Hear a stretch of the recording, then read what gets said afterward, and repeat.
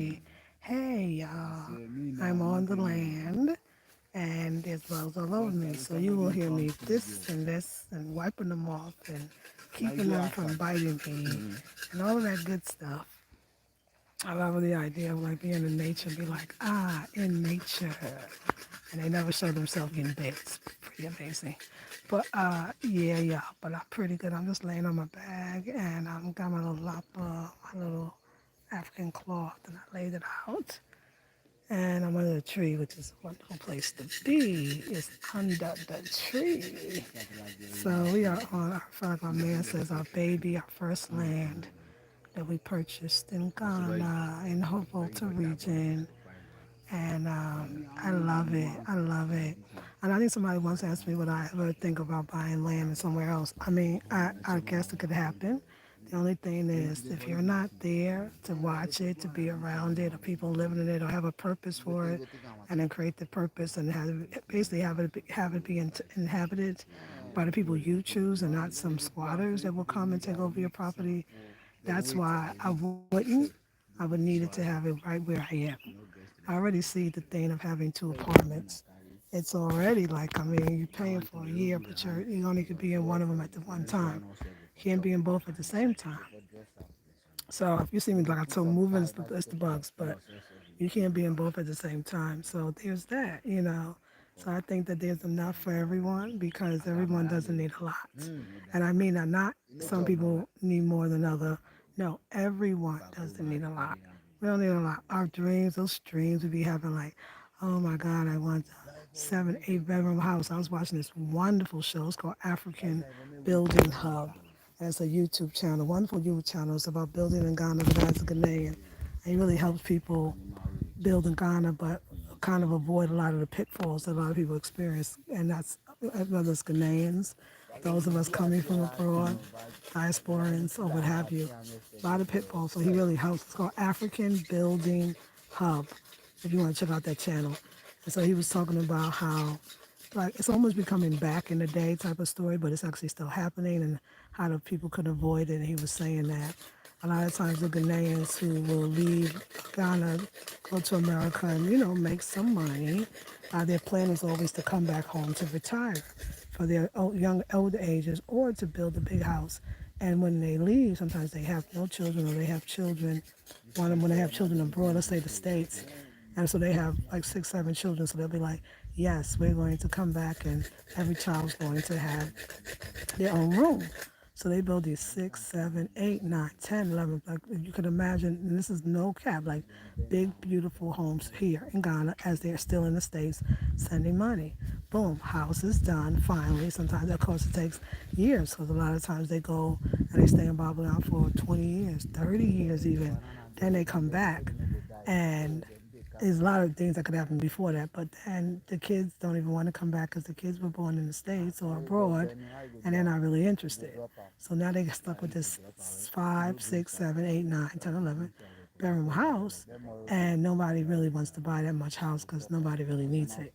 And so one of the things was like we got as Ghanaians, I noticed I'm speaking for the Ghanaians, like, well, we got to do better because it's going to be a waste of a home and nobody wants it, and it becomes basically dilapidated because of that.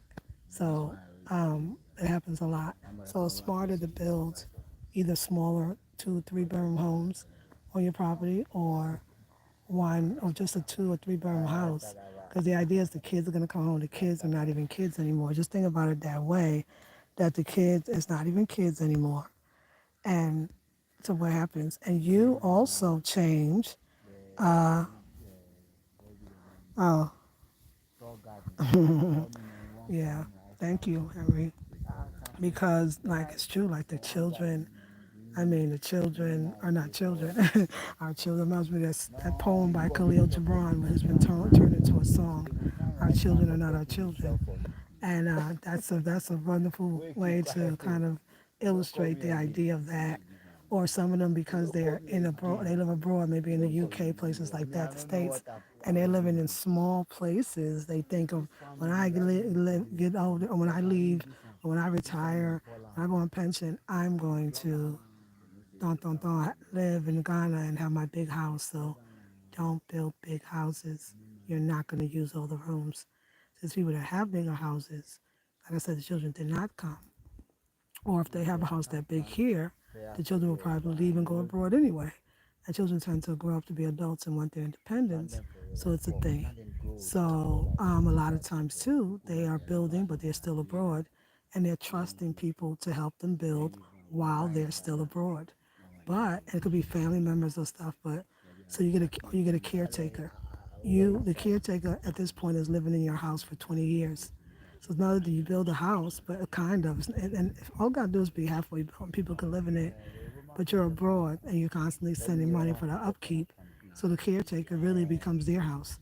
And some of them get really mad when you come back 25, 30 years later because they done got married, they done raised children, they done had grandchildren in your house. So, hey, Sophia, hey, from Atlanta, ATL. So this is a lot of things that you have to really consider, especially for the. I feel like that was more really referring to the kind of Ghanaians that go and come, or go, stay, and then come here to retire, and then ultimately leave the earth. But we are doing better now, so I'm not even considering the place that I want to build that's in the town that I live in, which is Hohoi. I want only a two-bedroom, the most a three. Two would do me fine. I'd rather have two bedrooms and two bathrooms. The bathrooms are more important to me, and maybe even two is good. Two bathrooms, and I want just a laundry room that doubles as a pantry. We don't need a pantry and a laundry room. Like I don't need all that because there's more stuff to clean. And they talk about that too. Or they talk about the names that did finally come back home. They're older. Kids didn't come back with them. They living in all these houses, all these rooms, and how they say some of the doors just never be open. So we want to be smart, build smart. And so the idea now of having so much room and so much space and so much house, it seems kind of ridiculous now when you really think about it. It's not necessary. And you could do so much more with the extra money because every room and every nail to every door costs money, right? And you could use that money for me, I think what's more important than the inside or the house itself that you live and sleep in, I think is the outdoors. That's the most, I love outdoor living, but like I always call it indoor living. I prefer that. Like I see in this land, I see, and I'll show you around. I see like just these, stories, vignettes, like spaces where this would be a round table and where I would have maybe my brunches or we would have dinner. This would be a bench or with some lazy chairs, it's just for lounging, We would have the summer huts and the thatch roof places and places to do massages in, or you know what I'm saying? Like, I would still be dwellings, but they would be more open and airy and smaller. I would even like to do, which they another suggestion was, and I heard it somewhere before, get the land and build, like I said, small little spots or houses or chalets where you're doing two rooms and self-contained, meaning the bathroom, the kitchen, all that. And this way, if the kids come, okay, they still can stay in their own little chalet. But if they don't decide, you can rent those out because they're complete apartments. And that is something that I would love to do. And that might be what I do here. So just so many ways to be smarter and also to kind of make those dreams come true. So I was thinking, I'm doing my master class is entitled Finding the Perfect Home, but that's more than just even physical. It's finding the perfect home physically, spiritually, and mentally. And it's talking about, and money is not an issue. That doesn't mean because you have it, because the illusion of having a lot to have what you want, it's just that it's an illusion. It's got to make you think that you'll never be able to have the life you think you want, right? Because you don't have the money. Because yes, thank you for that love. But they're really playing with you. Like I said, I tell you all the time, don't work that much. I'm 56, going to 57, so I mean, naturally, the grind mode that nobody told you was going to not still, when people was like, we were into the grind mode, everybody was talking about grinding and multiple streams of income, although that doesn't have to be that you're laboring for all of them, or you're trading time for money. But still, just that whole idea, up leveling, all imply that you have to work really hard. Or those sayings that I'll rest when I die, like ain't nobody feeling that no more. You know what I'm saying? People are, and my generation, which they lied to us and told us that 65 you was going to retire, meaning that you was going to feel like retiring, but in actuality, I think it happened closer to 50. And with the younger generation, they ain't doing it. So when that reality comes in, you start, it's not that you're saying what's most important to me. In other words, what am I willing to give up? You're saying, what am I willing to give up because I actually never needed it? It's part of the whole lie of the red, white, and blue dream, or it's all a lie anyway, you know? That's what's really happening. It's like, oh my God, this is a lie. I could live, let me say magically, I could live with enchantment. I could have gardens and flowers and fruit trees and I don't have to be a millionaire or even $100,000 a year person. I don't have to be a six-figure earner, you know. I don't even have to be a two or three, high five earner. You know what I'm saying? All I have to do is feel the feeling of what I really want and what I want to feel, and the rest will be. I don't know to you. It's not that metaphysics there. You just say it and you affirm it, and then you visualize it, and then you just sit and wait. And it's also not the action oriented. You do all those things I said, and then you take action. It is so much subtle than that. It's rethinking, reimagining, redefining, and understanding who you are because you've changed. And the feeling of what you want, that's the riches, the richness and wealth and abundance and all those wonderful words that we love. It's about a feeling. It's not a real picture. There's not one way, but there's not even the ways that have been taught to us is not even it. I mean, having the 4 plots of land, oh my God, I mean, I don't think I could paid, I don't know how many thousands, very low thousands for all of it together at once, with everything included. So it's, but yeah, some people would say, wow, 4 plots of land, you're doing okay. 2 apartments in 2 different places that people would love to live. People would say, wow, you're doing okay. But I don't, if you want the prices and what I've done and how, you got to take this master class, if you please. I mean, it's not something you just, I mean, it's personal, it's my business, so I'm not going to say and disclose what I bring in. And that, no, that's just, I mean, some things you got to keep to yourself, but I'm willing to explain to you on a spiritual level and a physical level and a mental level, just changing your mind about the illusion of it all. If you think that you are making it okay living, or you're bringing in money, but it would never be enough to have the stuff that you want, I'm telling you that it would.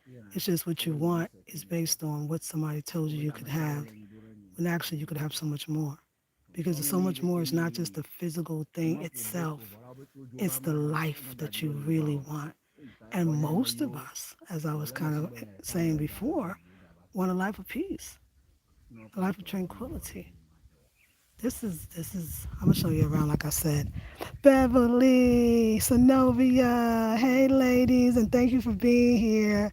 Y'all helping. Oh, Beverly was knocking them out the box. Thank you, Beverly. Was they on here like crazy? Hey, Sophia. Was they out here acting the fool, Bev? Hey. Hey, Cynthia. But where are you in Oklahoma, Sister Novia? Yeah, thank you, Bev. Get them out. So we are on the first land, the very first land, the one you should know. If you don't know, if you're new to the channel, I am African American living in Ghana. I put that in the title so people know. And if those people are interested in what that could look like, and this is the first piece of land we bought. We actually bought it in a village. How the story goes is I was coming up here to, well, this town, even though it's a village. It ain't, I mean, it's a village. I mean, that's what you call it, because it ain't nothing but it's a village. And that's what makes it so beautiful. But it's one of the most breathtaking. I was telling Manasi of all the places that I think I've ever traveled. Scenically, this is one of the most beautiful places I've ever been. Talk about magical and enchanting. Like this is it right here. And so I'm gonna put my boots on. We're gonna take a little walk so you can see it as we talk and get rid of the bugs. The bugs is fierce. But they finished clearing, so we had to clear because we couldn't even walk through this thing. And Ratty is who we hired to do it. So we're going to go around and we're going to check the place out. Thank goodness for the moderator, right? I'm in Oklahoma City, right? Thank goodness. Oh my God. These people, I don't know why. It makes like YouTube, like what happened? You unleashed them? You said these channels that's spreading the message. We'll just send out, we'll just do something, deactivate the deactivate the troll stoppers. We'll just deactivate those and make sure this bother y'all to no end till you get off, because this is something else. But if you play a copyright song, they'll take you off in a second. It's ridiculous and it's a lie. But anyway, let's talk about something else. So as you can see, I am surrounded by nothing but nature. And the thing about this town is the mountains. The mountains totally, well, the mountains and all of the greenery that's here covering the mountains. But I think over there you can really see. I mean, it's just beautiful, breathtaking, and magical, and amazing, and lovely. And so it was, you can see this, I mean, they did so much. There's the borehole. They've done so much. So they just got this little bit right here to clear, and then it'll be good. So let's see, let's go around a bit. And this is the tree. So we're going to, of course, plant more trees. Like I said, I don't know what we're going to do with this. First, I said a guest house, and I was like, oh, I got to kind of live here to operate a guest house. Then I said, what did I say? I said a retreat center where you just rent it out to people that want to do retreats here, maybe myself. Then sometimes I say a house to live because it's so beautiful, like a summer home or whatever, a house in the country. So whatever will happen, when I see, we're gonna get this. Okay, baby, thank you. Sorry for littering. That's okay. Thank you. Well, thank you. Enjoy. I guess everybody knows. We're gonna get us a nice trash. We're gonna get us a trash can. How about that, baby? Yeah. So this is the thing. So let's see. Okay, when I was in the military, and this guy was headed to Oklahoma City, but we were involved in a series. So I never go to City. Oh my God, Synovia Indigo, horrible. So let me tell you how we don't want to leave the land by itself. This is the problem. This is what I say. The thought of having so much seems so like right on in your dreams, but then the reality is how are you going to mind, if you will, all of the stuff that you have? That's the thing. Wasn't it George Carlin, rest his soul, talk about my stuff? It was just a wonderful skit, but he was brilliant. One of them brilliant comedians, like many of them. And I mean, the fact is, you can't, well, I will say you can't take it with you, but the comedic pharaohs, didn't they take it with them?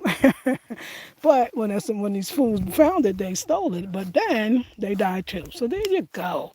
You can't take it with you. You can't really take it with you. But more than that, you can't. Like, when I used to hear about people having like 7, 8, 9, 10, 15 of luxury cars, especially when we got money, ghetto heaven is a beautiful place for a short amount of time. Because then the reality comes that that was so dumb.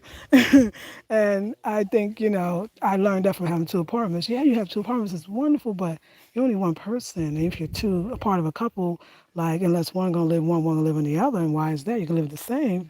You start to realize that, like you said, you just can't live them all at the same time. So at some point, there's money being paid that you're not utilizing. I feel like that's one of the ways I say, find the perfect home. Remember, that's a spiritual, mental, and physical space. Why I say that, and why I'm teaching the class in that, is that first thing I was saying in another video, one of the things we got to do is to really not like fine-tune our fantasy or fine-tune our desire. How beautiful. But to be a little more like, okay, so I think that a lot of times, especially as our folks, we come from deprivation mentality. I'm going to use that word instead. And we feel like I never had it, or I could have it if they have it. Like we're following fools. And still they're not fools. They actually, the ones that have the most look like they have the less. So they're not even as foolish. But I think that we think, if you say, somebody says, well, I want a house with 22 rooms. People say, don't shame, I guess don't rich shame. Don't rich shame. I'm just making this word up. No, we're not rich shaming. If somebody says, hey, do you need 20 rooms? you could actually have what you really want, is what I'm saying. Not because I want it because I never had it. I want it because they have it. I want it because you can't tell me what I want. You get what I'm trying to say? If you think about it, the job, I want the great job, and you want the great job because you want that great job that pays the great money, and then you live in a great house in a great city that is actually so expensive that none of it feels that great. That's how I do it. I got a mindset that realized, wait a second, without this little so-called bit somewhere else that I have, and I mean, it really, by American standards, it's very little. This is what I want, but then there's a way to go get it because you got to get your mind to believe it. Anyway, I'm teaching a whole master class. It's this Sunday coming. It's from 12 to 2 p.m. It could go to 12 to 3, so leave some room for that. It's on Facebook, so you got to be on Facebook. It's a private group. Nobody will see you on. Nobody will know you're there. And it's $57. It's on the website. You go to the virtual website, afrocentrichomedesign.com, but I'll leave it in the description box. You see the virtual ashram, $57. Come for it. It's going to take you to the next level. We did yesterday, and it was so, we did what did we do? We did last Sunday before, last Sunday before this one that just passed, and it was phenomenal, even for me. I'm channeling, so, and that one was called Changing the Channel, how to use your home base to create magic and enchantment. But I want to show you the little red. So those are this is the palm tree, and these are the palm kernels. This is where they make palm nut soup. This is where they make palm oil. This is where they can make jewelry even out of it. They can do so much. They use it to start fires, and like when they want to start a big fire, they use that. That's a small part. Of course, you can see the stems. This is where they make the baskets, the sieves. Also, we're going to use this type of stem to make the decorations for the cabinets. The palm is great. And of course, the obvious other parts, it's for shade. So I think this is the pawpaw. Pretty sure this is pawpaw and this is pawpaw. My two favorites. And I think there's a 3, 4. So there's 4. That was 2, 3, 4. And then I think one of them is a banana or a plantain. I gotta always get Manasi to identify the plantain. Let me get it. Manasi, which ones is this the plantain? This banana?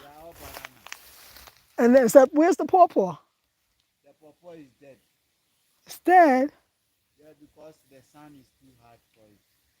So okay, I'm gonna get the guy to come up so we can figure out, or we just plant them somewhere else. It will grow. Okay, don't we have some at home? No, not yet. Now we don't have some. Unless I can nest some, then later.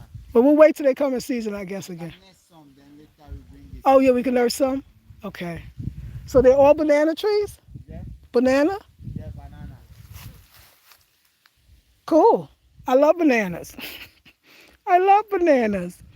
Yes. So I know. So you would have enjoyed it. Please visit Lisa's website, afrocentrichomedesign.com, for her beautiful, wonderful products, services, and classes. Thank you, Zenobia. Hey, everyone, please hit the like button. I'm on iPhone. There are 3 buttons at the top right. Click on that for the like button. Thank you, darling. So the class is going to be phenomenal. Oh, my God, these are ready. So somebody, if he wasn't here, somebody would be picking all of these kernels out right now. Look at them. Look at this, how beautiful they are. That's like gold out here, y'all. And these are the kernels, I guess, that dried up. So pretty. I love them for the colors. And you can see the fence that is left. This is what managed to stay. And look at the land. We were going to buy the next land too, but they say it's even more waterlogged. So we didn't do it, but they did a great job. So the only thing they have left is just the fence here, just this little spot. Takes a while because they're doing it with a machete, so basically doing it by hand. But that's just step 1. So tomorrow, I think we come back tomorrow, and we'll be doing the hedges. We'll put the hedges up, and I think that is it for now. Until then it'll nicely rain, and the hedges will take root and grow, and then they'll have flowers, and then eventually we'll put a fence in, the bamboo fence connected. So now you really see it'll look like the woman next door. Let me go see if I can see her, go to hers. Who's also, she's forgot where she's from. I forgot where she's from. She's a foreigner too. So let me show you what we're going for. And we got our borehole, so we need a source of water. So it don't matter if water works, turn the water off. There's an endless supply here. Isn't nature beautiful? Yeah, the more you fetch the water, of course it's dirty and all that, we have it gonna clean out. But the more you fetch the water, the more water comes. So you gotta fetch to get the water. So here's hers. So this is where we're going. Oh no, I shouldn't come up here. It's not solid, so I really can't show you. But you see her fence? That's what we're gonna have. And see, these are all hedges. They started off very small, and they grew from the last rainy season, and they're gonna go get even fuller during the rainy season that's coming. So that's where we're going. But we had to clear first. So yeah, we had coconut tree. Well, babe, isn't that one of the trees? Yeah. Which one, coconut? So that's the only one that is still here. So they stole. I'm trying to tell y'all, don't believe the hype. They're so loving. They're so loving. They don't steal, lie, or cheat. They're loving. They stole. But this is the one left, our coconut tree. But they stole the other three. It's a crime. But now we'll get them. We'll get them. So that's what I was going back to. Like, how much do you need to feel good? Because feel good, whew, that's worth gold itself. If you could bottle feeling good up, everybody would want it. Be on the stock market. Purchase. And this is all the fence that fell. So we're going to give the wood to our neighbor. They use it for firewood. This is the whole fence that fell. So you found all the pillars now? Yeah. Yeah. All of it that fell.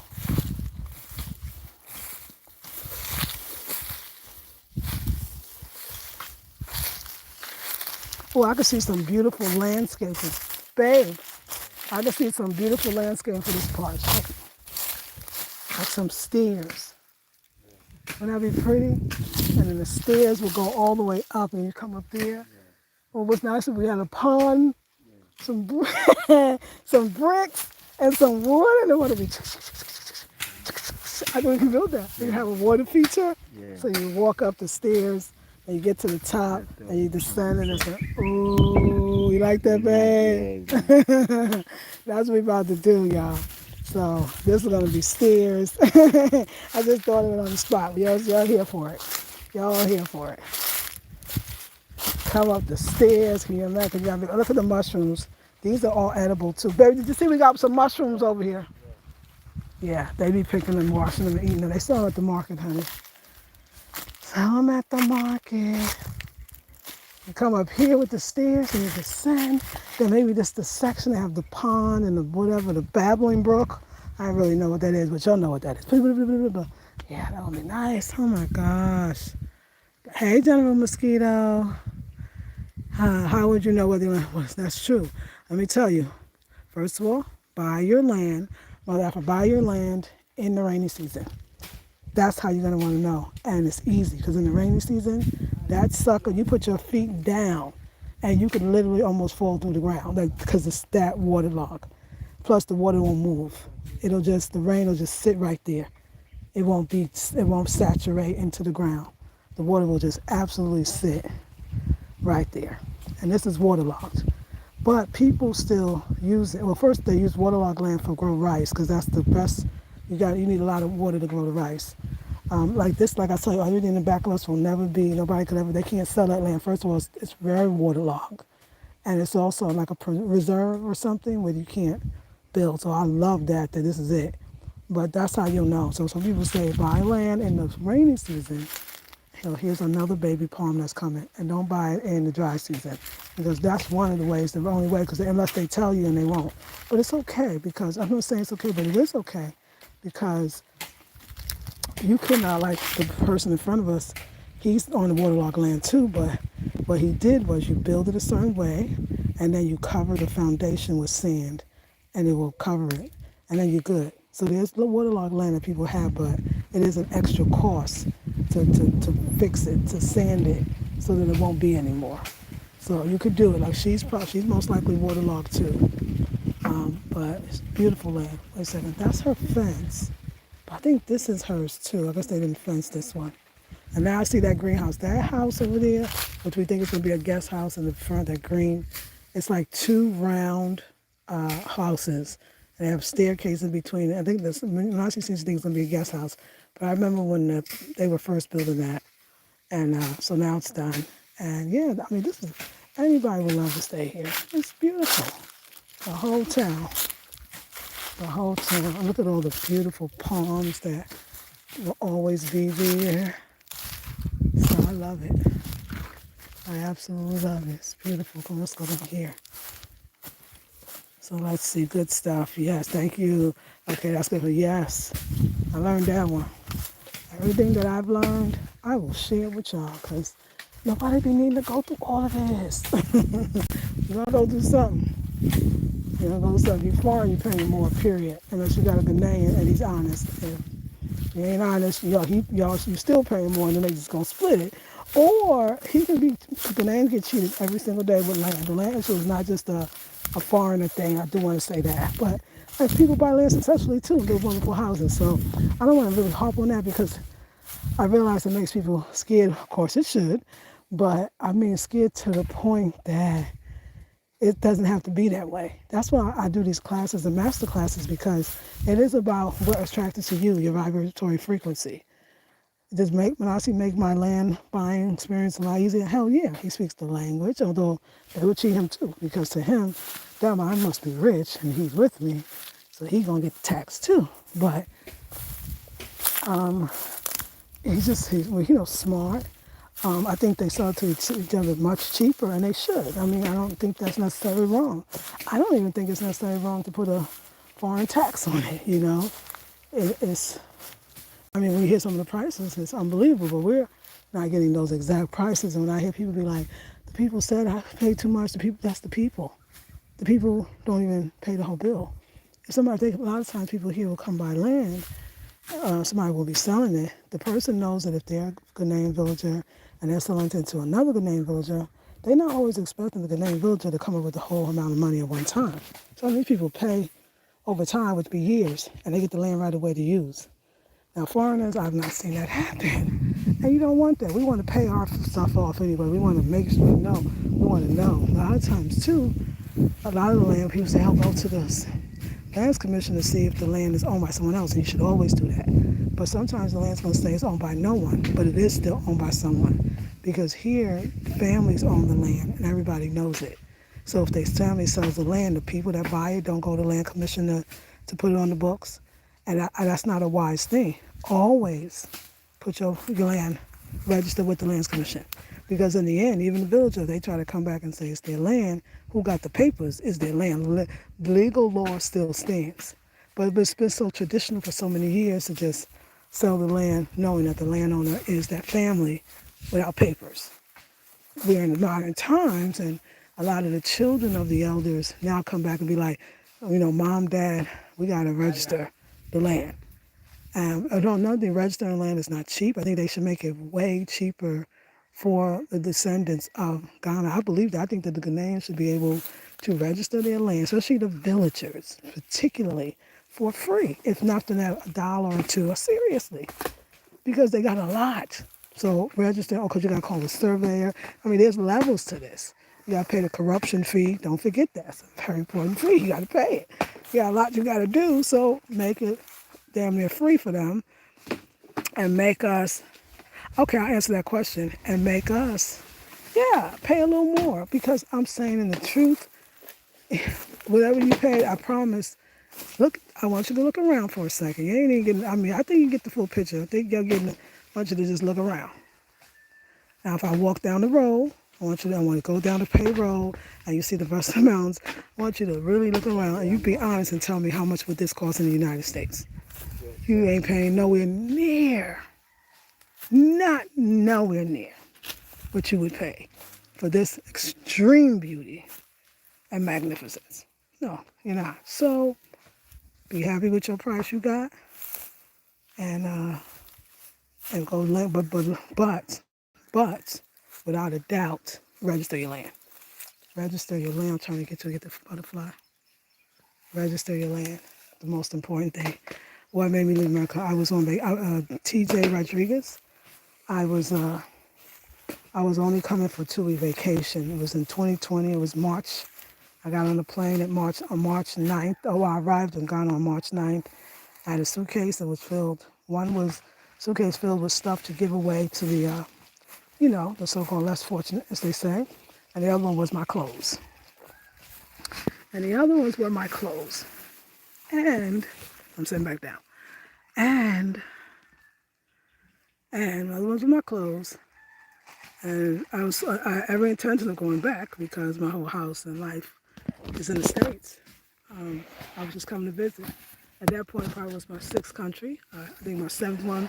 I was coming here for 2 weeks, go back to North Carolina for 10 days, and I had tickets to go to Morocco with my girl Janae. We had booked had our Airbnb, we had everything.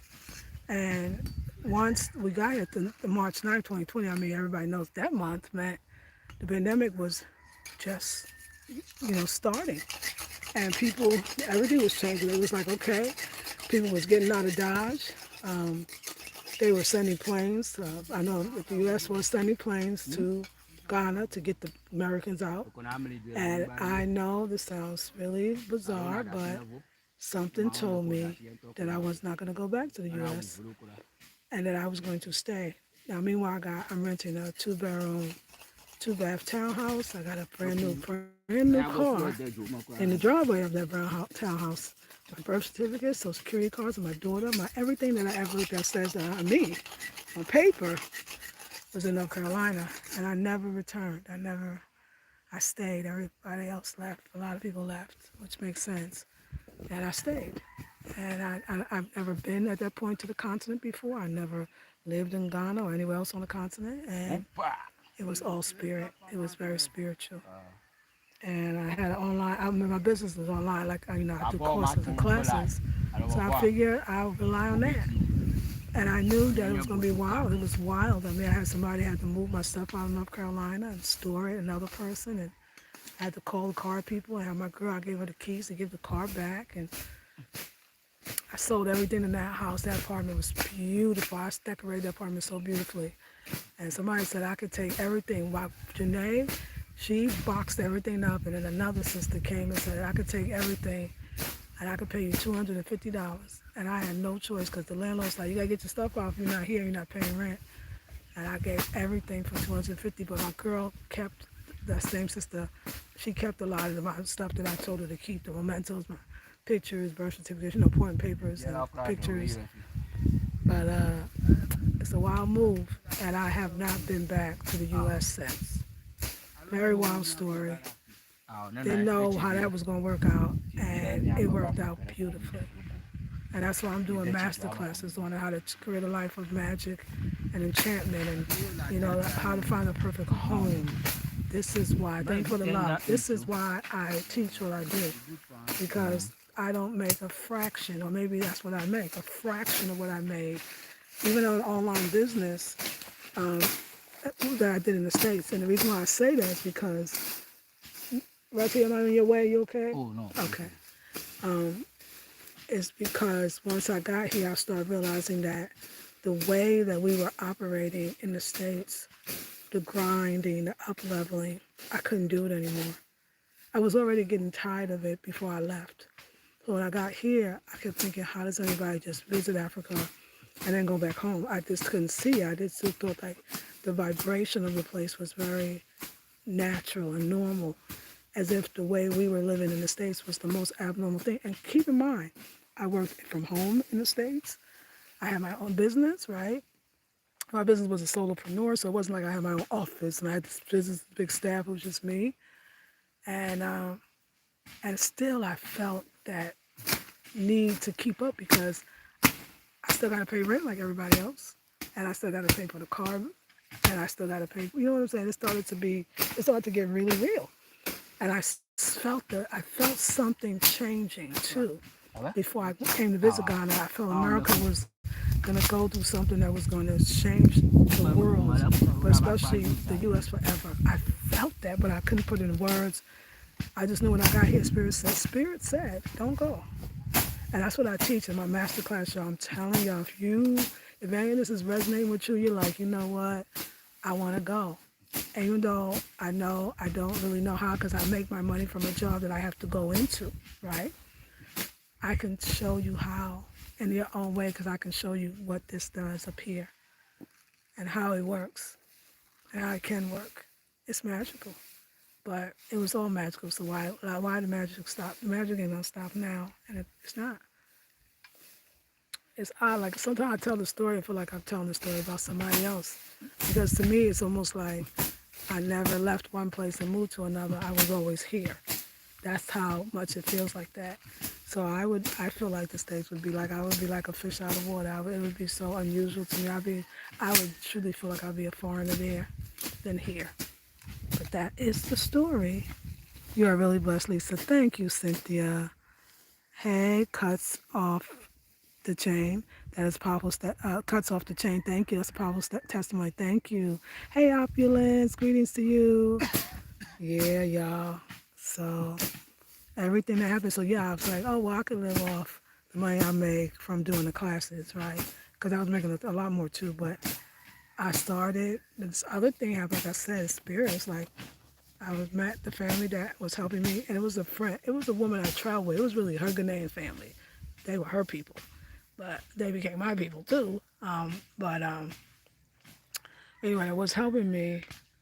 Um, they introduced me to a brother named Kwame, and he worked at the art center, and my whole life changed because I started going there and I started wearing the stuff from it. I love to be around all that art.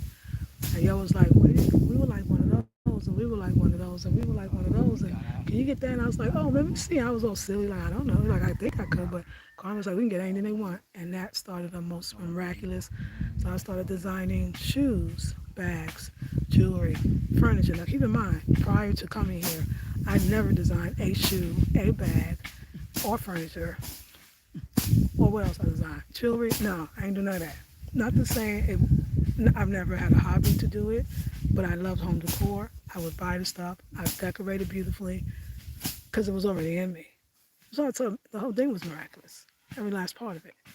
I did that for a while, but I was in Accra, loving Accra because I was coming from North Carolina and it was a little slow, And I was loving Accra. I was loving creativity. I feel like the Most High, because I listened, when everybody was like, girl, you better get on them planes. The State Department is telling you to get on the plane and that after they send the last one, if you don't get on, you're on your own and there's nothing the United States will be able to do for you. It's like, girl, you better get on that plane. And I was like, I understand, but I just can't do it. I can't do it. I can't deny what Spirit is telling me. I can't do it. And I didn't. Ooh, sorry, caterpillar. Okay. I should have let it stay. Just hung out for a while. Now it's out there. Sorry, you frightened me. Oh, but I got more stuff for you.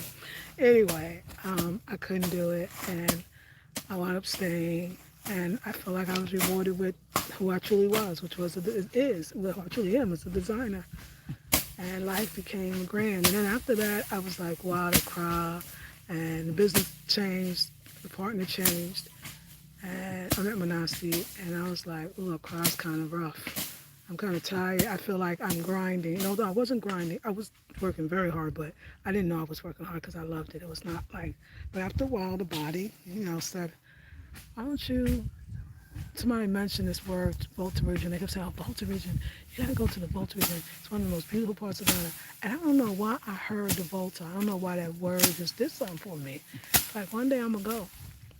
That's exactly what I did, and it was helping somebody else that was, violated in the Cape Coast. That's probably why the Cape Coast will never be that great for me because so much stuff that I know goes on there that I don't like.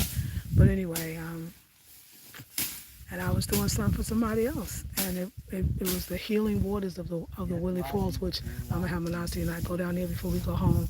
We are going to take us a bath, and it was deep. That's all I can say. It was very deep, and she was healed, and I was too. And from that day on, I decided that I wanted to live here, and I called him and said, "We're gonna go. We're gonna live in Willie. We're gonna live in this village." He was like, "Wait, I'm gonna cry, boy." And I was like, "Don't worry. Spirit told me it's gonna be okay." So, and he went with it. He did it. I was on it. I never stopped. I never stopped. Next thing you know, we was buying land. Next thing you know, we was coming up building fences. Next thing you know, I was like, I'm over Accra and I'm over just visiting. This is what I want. Just get the moving truck. And he got the moving truck. It was all miraculous. He told the story on one of these channels. I told the story. It was so funny. Now when I think about how funny it was, when I'm into it, and that's what I teach her, how to hold that vision. It don't really matter. It's such a magical place when you're in it that nobody will ever be able to talk you out of it because you don't even see anybody else. You don't hear anybody else. All you hear is the voice of the Most High. And this puts you in a auric bubble, like I tell you, and nothing can penetrate it. And the only way you come out of the auric bubble is when the deed is done, when you finally complete it. Then you be like, oh my God, did I really just do that? But then they take you on another assignment, spirit. That's what I teach in my master classes. How to listen, how to receive, how to move forward. So So yeah, I learned a lot. Like, do I need the two apartments? Probably not. I mean, maybe the only other one still sometimes I think would be a cry, but right now, your girl is good. We got a lot of projects. We got a lot to do, and um, and then I'm also what's helping me is I lead a group of women in Sacred Woman Queen of Forward Journey, and I'm changing and growing so much from that. That's a big part of it. So, ladies, I'm looking forward to seeing y'all on next Monday. Check your emails too, ladies. That's in the in the Sacred Woman courses. Love Clever sent you an email, so just a reminder. So, yeah, ladies, all is well. So that's how it happened. Follow spirit. That's right, Synovia. There's so much positive vibration and love in this message, and I'm loving it so much. I'm so glad, Queen. Much homage, yes, to you as well. So you can buy land in Ghana. If you buy it as a foreigner, which would be me and possibly you, I believe, um, then they lease it. So it's ways around everything, but they lease it. It's only like 50 years, which means 50 years you and the owner will have to negotiate what you want. But then they have them where if you buy it with a Ghanaian, then they get it for 100 years, right? Which means in 100 years, so that your descendants will have to renegotiate with the family or the descendants of the family to lease it another time for 100 years. But then it depends on who you got. And this is the thing. In the village and in the villages where a lot of land is, the families are the law. The chief is the president, and the cops don't have that much big of a role. And there's not a whole bunch of court system, although not in the village, you know what I'm saying? So this one we got, and there's no stipulation. It's forever and ever and ever and ever, from generation to generation to generation that we will own it. It's not a 50 year, it's not a 100 year, because they can write that in. They can write it in. It's their land. They can sell it any way they want. So you got to speak up about that. But if you're going to go with the law, especially when you're dealing in Accra, I don't know, they're going to just give you that. Accra's, you want to buy, there's no land to buy, first of all. It's all bought up. Here, there's actually land that only the family for generation own, like lots. And I just here in this region, I'm talking about the whole of Ghana. So you can. You can buy it legally, outright, not behind us, under the table. Like, yes, you are allowed. It's legal, and in Ghana. That's why a lot of people. I know Tanzania people were having a harder time, or Tanzania, and they coming to Ghana. So, yeah, so you can. Just so you know. Thank you. Okay, I'm a minute. Oh, that's even better. Thank you. Cut off the chain. Yeah, thank you. That's even better. Because I appreciate having our brothers over here too. So thank you for that. Thank you for that. I appreciate that. So yes, the question, yes, thank to you, to Rooster there. Absolutely, absolutely. So it's cool. I mean, like I said, I mean, with people like, oh, you go through so much, I don't feel like you go through a lot. I feel like where we were, we went through a lot. I feel like it just, you are connected to something way deeper than the people even here. And The land, you don't pick the land actually picks you. That's why if I go look at land and I think I want to be like, oh my God, I love it, it's nice, and then some okey doke something go on, like they try to resell the land that's already owned or it's in dispute with the family, or you always find out. Some people don't find out. We live here, like I've lived here, and then I'm with the name too, so, but they still could cheat you, don't get me wrong, you still can get cheated. But I always find out, or if I see land and then they decide they just don't want to sell it, I never get disappointed. I never be like, oh my God, I have my heart set. I know that that's not the one, then there's another one for us. There's enough, and it's going to have to call you. You don't want to push it. You want it to come easily. You want it to just be right. And if you got that, if you go with your feelings, you got to, land is alive. You can't just think you're buying land. Like, you got to take our European minds all the way off. There's feelings, emotions, and divine, the divinity. So you got to be connected to the divine. Be like, okay, divine.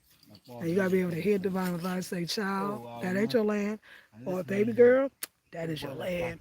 That's what I'm saying, That's what I'm saying. And that's what we do. So any questions, I love to answer. I love to help in any way I can. I do these videos so I can. And to give you all the stuff that, ooh, child, all the, I'm going to do a whole masterclass one day to tell you the stuff that, ooh, child.